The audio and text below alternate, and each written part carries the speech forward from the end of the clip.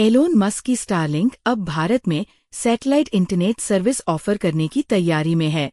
पिछले कुछ सालों में भारत की टेलीकॉम इंडस्ट्री में काफी बड़े बदलाव देखने को मिले हैं। मुकेश अंबानी और सुनील मित्तल जैसे दिग्गज कई बार इस सेक्टर में अपनी चिंताएं जाहिर कर चुके हैं, लेकिन 8 दिसंबर 2025 को एक बड़ा मोड़ आया जब स्टारलिंक के इंडिया में एंट्री की खबर सामने आई। करीब 8,600 रुपये प्रति माह की सैटेलाइट इंटरनेट सर्विस। और इस अनाउंसमेंट के बाद जियो और एयरटेल जैसे प्लेयर्स के लिए कंपटीशन और भी इंटरेस्टिंग हो गया, क्योंकि स्टारलिंक न तो जमीन पर टावर लगाएगी, नहीं केबल बिछाएगी, बल्कि सीधे स्पेस से आपके घर तक इंटरनेट पहुंचाएगी।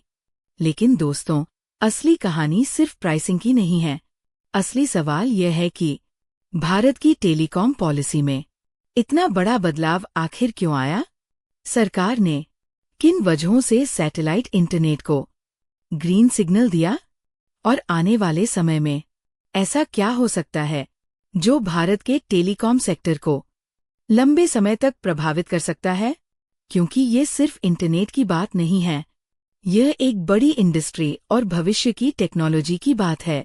तो अगले कुछ मिनटों में मैं, काव्य, आपको वो सब समझाने वाली हूँ जो अक्सर मेनस्ट्रीम मीडिया डिटेल में नहीं बताता। सबसे पहले समझते हैं स्टारलिंक काम कैसे करता है।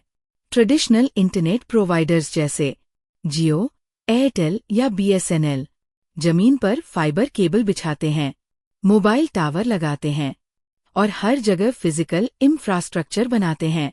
लेकिन स्टारलिंक का मॉडल बिल्कुल अलग है।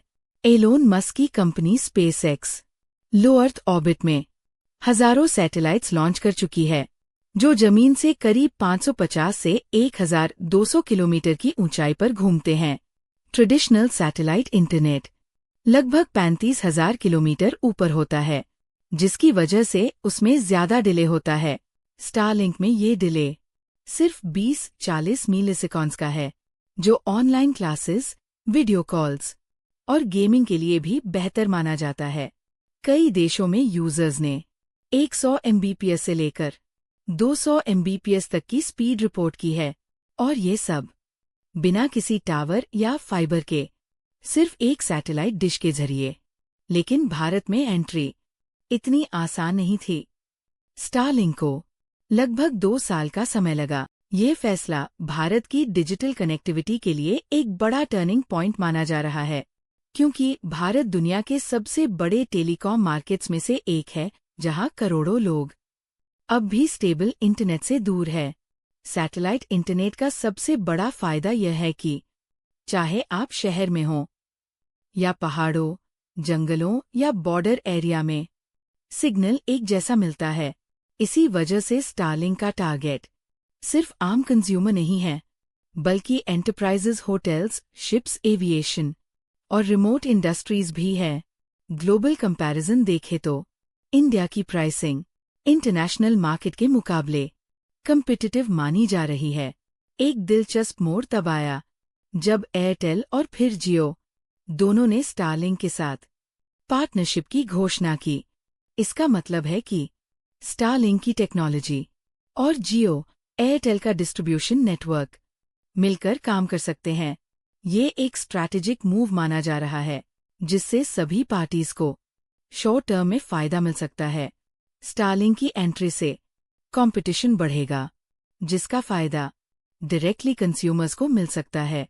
प्राइसिंग पर प्रेशर आएगा, सर्विस क्वालिटी इंप्रूव करनी पड़ेगी और रूरल कनेक्टिविटी काफी तेजी से बढ़ सकती है।